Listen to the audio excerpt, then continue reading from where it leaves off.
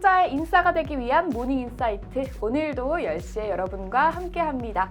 네, 오늘은 키움증권에 대해서 이야기 나눠볼 텐데요. 제 옆에 강승권 연구원님 모셨습니다. 안녕하세요. 예, 안녕하세요. 네, 자기소개 좀 부탁드립니다. 예, KB증권에서 증권업종과 보험업종을 맡고 있는 강승권입니다. 네, 반갑습니다, 연구원님. 예, 예. 오늘 키움증권에 대해서 좀 얘기를 해주신다고 들었는데 어제 좀 키움증권 좀 주가가 예. 좀 많이 올랐어요. 한 8% 예. 정도? 예, 그렇죠. 그렇죠. 네, 근데 어제 막 왜 올랐나 해서 막 기사도 보고 오늘 쓰신 막 보고서도 봤는데 좀 어려운 용어가 하나 예. 나왔어요. 예. RCPS. 예, 네, 예. 이 발행 결정으로 인해서 이렇다라는 얘기들이 좀 많이 나왔는데 일단 RCPS에 대해서 좀 한번 설명을 해주세요. 예, 저희가 이제 어제 요 자료는 이제 어제 오전에 발간이 됐던 자료고요. 우선은 이제 RCPS에 대해서 말씀드리면 이제 전환상환 우선주입니다. 전환상환 우선주요. 그러면 이제 얘는 보통주가 아니라 우선주라는 거고, 네. 그다음에 전환을 할 수도 있고 상환이 될 수도 있고 이제 이런 뜻을 가지고 있는 거고요. 우선은 우선주 형태로 발행이 되는데 네. 보시면 이 우선주가 전환 가격이라는 게 있습니다. 그래서 이 우선주를 가지고 있는 투자자는 그 전환, 미리 약정된 전환 가격으로 네. 보통주로 전환할 수 있는 권리를 가지고 있는 거죠. 그리고 그리고 또 때에 따라서는 뭐 1년에 한 번이라는 일정한 기간이 정해져 있긴 하지만 그 기간에는 이걸 발행한 즉 네. 키움증권이 그 투자자로부터 돈을 주고 다시 우선주를 회수해 올 수 있는 이제 그런 권리도 있습니다. 그게 이제 상환이라는 의미가 되는 건데요. 이 전환상환 우선주가 기본적으로 이렇게 발행이 되는 이유는 뭐냐면 모든 금융회사는 자본을 기준으로 해서 뭐 대출을 한다던가 여러 가지 영업 행위들이 이제 제한을 받게 됩니다. 네. 그러면 이제 자본을 늘리면 당연히 대출 한도나 이런 부분들이 늘어나겠죠. 그런데 이제 보통주로 증자를 하게 되면 네. 기본적으로 그 뭐 할인 발행을 하거나 또는 시가 발행을 한다 하더라도 소위 말한 다일루션 효과들이 크게 발생을 합니다. 반면에 이제 RCPS 형태로 발행을 하게 되면 자본이 늘어나는 건 동일한데 네. 대신에 당장의 수급 부담이 적고 왜냐하면 우선주 형태로 이거는 비상장이니까요. 네.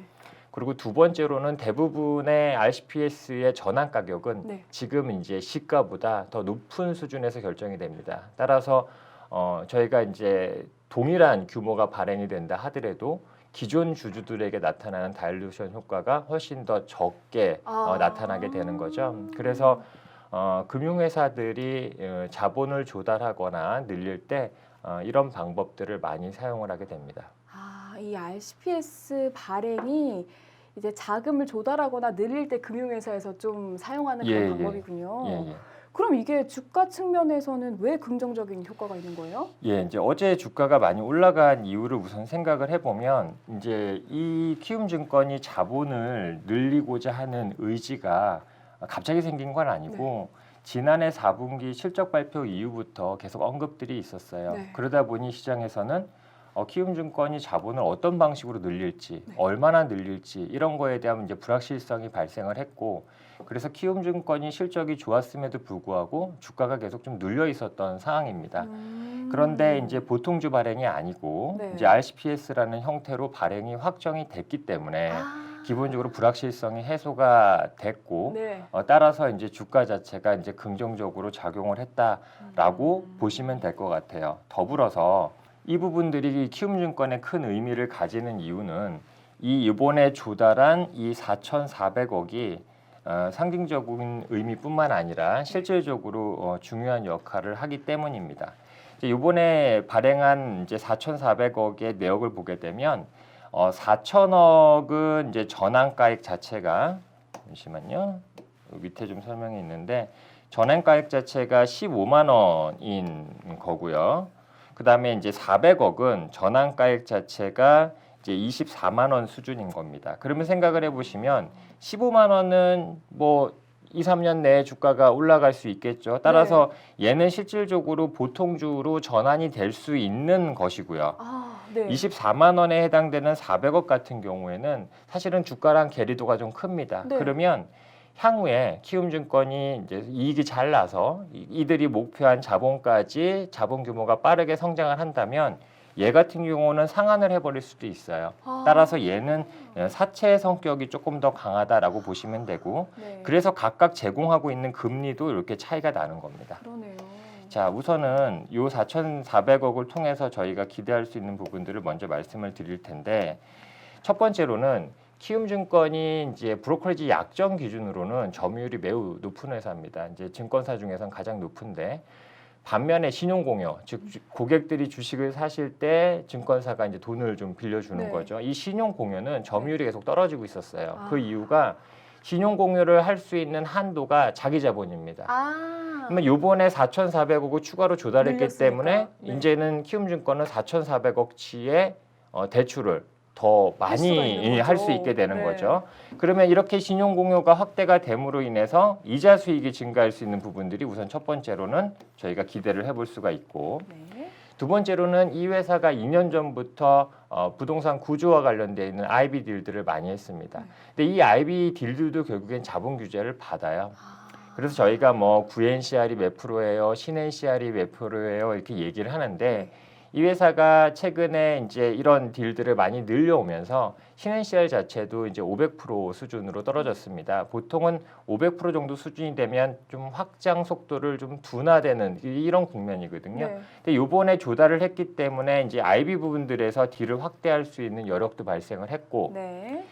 마지막으로 이제 3조 원이 이제 자본이 달성이 되면 네. 저희가 종합금융투자 라이센스를 금융당국에 승인을 해주십시오라고 요청을 할 수가 있습니다. 3조 원이요? 예. 네. 근데 이제 요번에 이제 3조 원이 된 거죠. 네. 그래서 아마도 종합금융투자 라이센스를 신청을 할 거고 그러면 뭐 한두 달 내에 이제 승인이 이제 큰 문제가 없으면 나게 될 텐데 네. 이 종합금융투자 라이센스를 받게 되면 어떤 혜택이 있냐면 아까 말씀드렸듯이 대출 한도가 자기 자본이라고 말씀을 네. 드렸잖아요. 근데 3조 원 이상의 회사들은 요거 말고 추가로 기업에 대출을 해주는 거에 한해서 추가로 자기 자본의 100%의 대출 한도를 가지게 됩니다.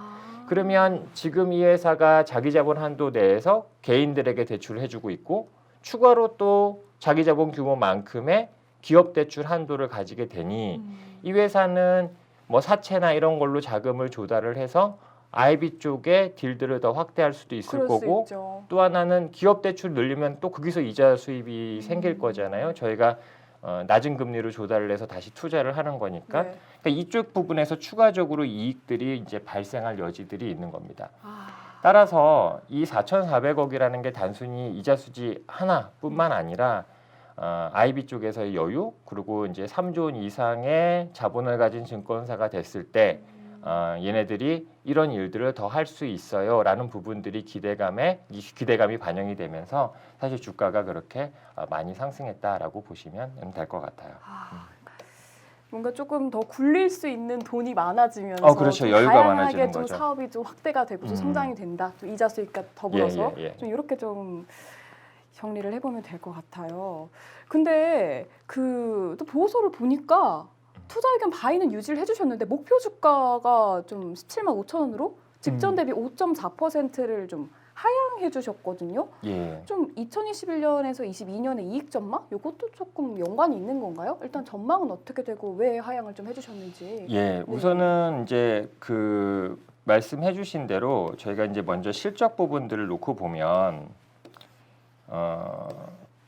이익 전망치 자체는 이제 상향을 했습니다. 네. 상향을 했는데 그 이유는 이제 앞서 말씀드렸듯이 이자 수입 부분들이 늘어날 것들이 반영을 시켰고 특히 이제 2022년이 되면 IB 부분도 실적들이 많이 올라올 수 있을 걸로 저희가 이제 말씀을 드렸잖아요. 그래서 IB 부분의 실적을 2022년 같은 경우는 24% 정도 상향을 했고 네. 이자 수지 아까 제가 브로커리지 관련돼서 저희가 대출도 할 수 있어요라고 말씀을 드렸잖아요. 네. 이 부분도 상향을 했어요. 그래서 이익 자체는 이제 상향을 했고요. 따라서 이제 실적 전망치들은 올라갔다라고 보시면 될 것 같아요. 그럼에도 불구하고 저희가 목표 주가를 낮춘 이유는 이제 다일루션 효과들을 반영을 했기 때문입니다. 그래서 저희가 이제 리포트 맨 앞줄에 적어놓은 게 목표 주가는 이렇게 다일루션 희석 효과 때문에 떨어뜨렸다. 하지만은 주가는 올라갈 거다라고 말씀을 드린 이유가 거기에 있는 거고요. 저희가 이제 보통 주식이 늘어나게 되면 이 주당 가치들은 바뀌게 됩니다. 특히 이익은 아까 말씀드렸듯이 이자 수익 때문에 이제 요만큼 늘어나는 부분이 있지만 그것만큼 주식 수도 지금 늘어난 거잖아요. 그쵸, 투자자가 그쵸. 늘어났으니까. 결국에는 주당으로 계산을 하게 되면 이런 희석 효과들이 발생을 해요. 네. 따라서 그런 희석 효과를 반영을 시키면서 저희가 이제 목표 주가를 하향을 하게 된 건데 저희가 이제 표 2번에 보시면은 이제 단순하게 저희가 이제 이익은 안 바뀌어 뭐 아무 조건 변경 없이 늘어난 자본과 그 다음에 주식 수만을 감안을 하게 되면 네. 다일루션 효과가 ROE 측면이나 그 다음에 EPS 측면에서는 발생을 할 수밖에 없어요. 그런데 이제 말씀드렸듯이 이 회사가 향후에 생길 수 있는 이익의 증가 부분들을 감안을 하면 네. 실질적인 다일루션은 크지가 않습니다. 그래서 저희가 이제 앞쪽에서 말씀드린 게 이론적으로 보게 되면 다일루션 효과가 ROE가 이제 뭐 2.4% 포인트 떨어지고 이런 부분들을 나탔지만 네. 이익의 증가 부분들을 반영하면 실질적인 희석은 제한적일 것이기 때문에 저희가 목표 주가를 조정을 했지만 그 자체가 이제 매우 소폭으로 조정이 된 거고요. 다만 저희가 이제 이번에 목표 주가 조정을 하는 데 있어서 조금 더 영향을 많이 미친 거는 이제 이 부분입니다. 배당 성향 부분들인데 이제 이 회사가 지금 이제 그 전에는 자본을 늘리면 그게 이자 수익 증가로 연결이 돼서 이익이 늘어나니까 네. 배당을 많이 하기보다는 회사의 유보를 많이 하는 게 이제 유리한 상황이었어요. 그런데 이제 이번에 자본이 3조 원이 됐으니 조금 더 여유롭게 배당을 좀 할 수 있지 않을까 이제 그런 기대도 좀 가지고 있었는데 우선은 키움증권은 그 자본 4조까지는 자본을 확대하는 데 좀 더 집중할 것 같아요. 왜냐하면 발행어음 사업에 관심을 가지고 있기 때문인 거고 그렇다면은 배당 성향은 당분간은 크게 바뀌지 않는다라는 얘기가 됩니다. 그러면 이익이 늘어나고 자본도 늘어났어요. 근데 배당 성향이 바뀌지 않으면 당연히 지속 가능 ROE는 떨어질 수밖에 없고 이 부분들을 반영을 해서 목표 주가는 사실 이제 5% 정도 이제 하향 조정을 한 겁니다. 근데 사실 이제 리포트를 이제 보시면 아시겠지만 결국에는 이제 목표 주가 5%를 하향 조정해도 저희가 이제 증권주들 중에서는 가장 업사이드가 지금 이제 현재 주가의 괴리도가 높은 종목이기 때문에 우선은 주가 회복과 관련돼 있는 이쪽 부분들을 좀 더 포인트를 가지고 보시면 될 거라고 생각을 하고 있습니다. 키움증권이 하고 싶은 사업이 많나 봐요. 우선은 네. 회사가 이제 수익 구조가 한쪽으로 집중이 돼 있으면 네. 그만큼 그 변동성에 노출이 되기 때문에 네. 대부분의 회사들은 좀 안정적인 이익들을 추구를 합니다. 특히 네. 그게 주주 측면에서도 주주 가치 측면에서도 긍정적이고요. 결국 이 회사가 향후에 얼마만큼 더 좋아질 거냐는 이번에 확대된 여력을 통해서 얼마만큼의 이제 수익성을 유지할 수 있을 거냐. 즉 IBD를 확대할 수 있는 자본이 커졌으니 네. 이걸 또 잘해야지 돈을 잘 벌 거잖아요. 네, 그렇죠, 그렇죠. 그러니까 이 부분들을 얼마나 잘 늘어난 자본을 효율적으로 사용할 것이냐가 결국 향후에 이 회사의 주가가 좀 더 업사이드를 좀 더 가져갈 것이냐 아닐 것이냐는 를 결정을 하겠죠. 네. 그래서 그 부분들은 이제 조금 더 진행이 되는 과정들을 보면서 저희가 이제 시장과 소통하도록 하겠습니다. 네, 알겠습니다. 앞으로도 좋은 소통 부탁드리겠습니다. 예, 감사합니다. 네, 오늘은 전환 상환 우선주 발행 결정으로 불확실성 해소 국면 진입이 전망되는 이 키움증권에 대해서 이야기 나눠봤습니다. 네, 저희 모닝인사이트는 여기까지고요. 저희는 다음 시간에 또 돌아오도록 하겠습니다. 오늘도 시청해주셔서 고맙습니다.